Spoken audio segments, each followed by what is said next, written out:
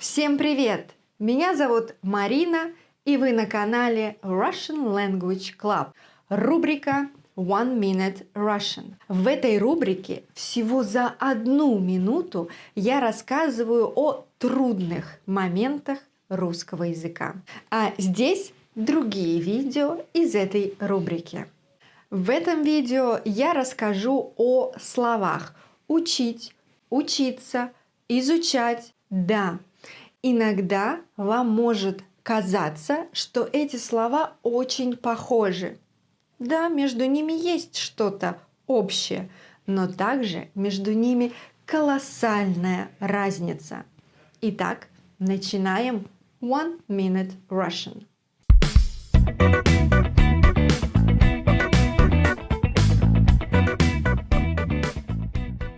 Первое. Изучать что? Физики изучают законы природы. Слово «изучать» мы говорим, когда мы узнаем какую-то абстрактную науку и что-то очень глобальное. Эту науку нужно изучать глубоко. Например, космос, биологию, химию, астрономию и так далее. Кстати, часто ваши учителя вам говорят изучать русский язык. Я изучаю русский язык. Но сами русские не всегда так говорят. Мы можем говорить «я учу иностранный язык». Если для вас русский язык нужно изучать глубоко, то тогда говорите «изучать». А если это просто новый, еще один новый язык, то вполне правильно говорить «учить». Второе. Учить что? Актер учит свою роль. Учить можно конкретный элемент, текст, слово, роль, музыку и так далее. Также мы говорим учить кого, чему. Здесь у нас работают в паре человек и человек. Преподаватель учит студентов физике. Также мы можем сказать, преподаватель учит правильно говорить по-русски. И третье. Учиться где и как. Студент учится в университете или учиться можно без преподавателя. Например, я сама училась ездить на велосипеде. Или я сам учился играть в теннис. Итак, после слов изучать и учить всегда должен быть объект. Изучать что, учить что.